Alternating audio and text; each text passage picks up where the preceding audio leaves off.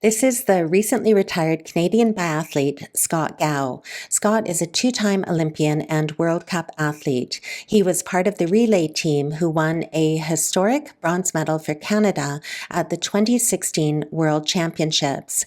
In the desaturated clips, Scott demonstrates an out-of-date style of offset.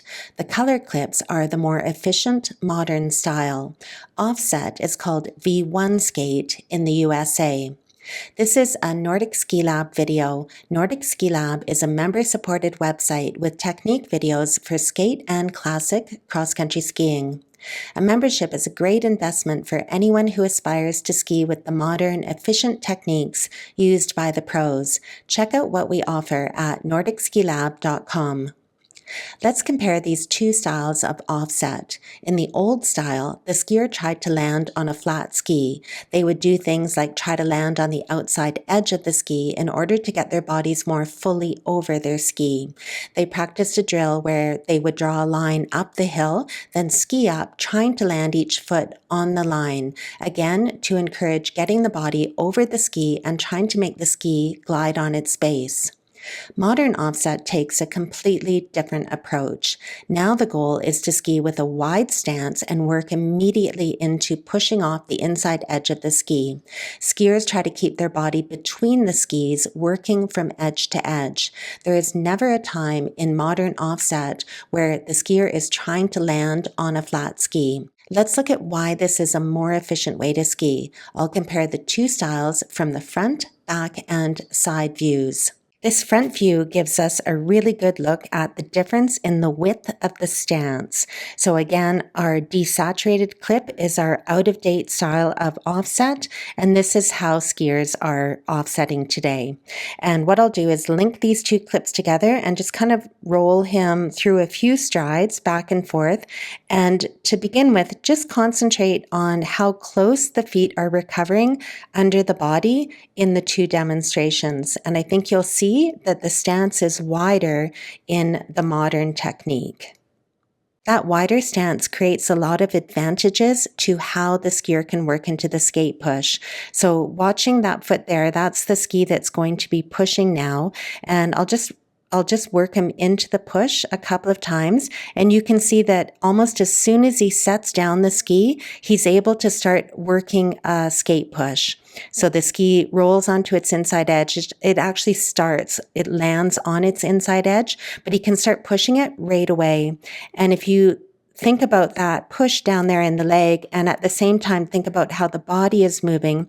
The body is moving forward. There is rotation in offset, but it's not an excessive amount of rotation. What you'll see is that there's a lot more rotation in this older style or out-of-date style of offset. See how much more he has to twist and contort the body? And that's happening because he's not in an ideal position for pushing the ski. So again, looking at the ski here, watch that it does not work into a push as quickly and easily as it does with the modern style. So he sets the ski down and then he kind of repositions his body, lifts and twists his body away from the ski, and then he can start getting into the push. Right there. This side view will give us a little more information about how skiing with this wider stance sets you up in a more advantageous position for pushing the ski. So in both cases, he's about to set down the far ski on the snow, and I'll just kind of rocker him back and forth there a little bit. And what you'll see is that on this side here, he's able to work the ski right away into a push.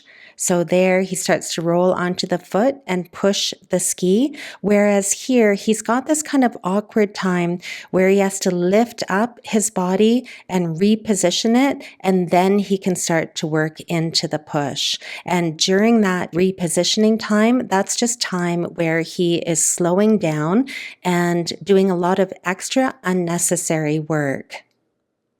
With this out-of-date style of offset and the idea that you need to bring the foot closer to your midline and try to land on a flat ski, or imagine that you're landing on the outside edge of the ski, that inevitably will cause you to overstep up the hill. So see how he has to twist the pelvis quite a lot to bring the foot underneath him, and you can see the foot lands quite far forward, whereas over here when he works with the wider stance, he can keep his feet a little bit further behind him or underneath him when he's getting set up at the start of the push, and being that little extra bit forward and in that better position means that he can immediately start to work into a push, which is what you're seeing right here.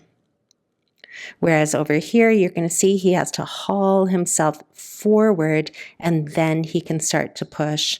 There's a slight difference in terms of how much the leg is flexed at the start of the push between the two examples. So here he sets the ski down and he can kind of start to work from that angle. That's about the start of the push there.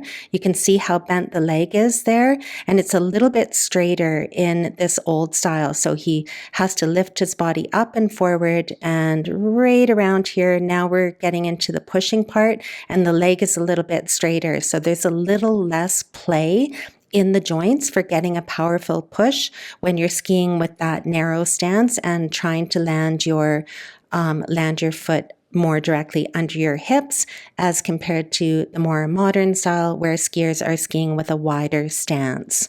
All right, so now in this rear view, we're going to see a lot of the same things. So this is the old style where the skier was encouraged to try to recover the foot underneath the hip and land on a flat ski. And this is the more modern style where skiers are trying to land the feet wide of the hips on the inside edge.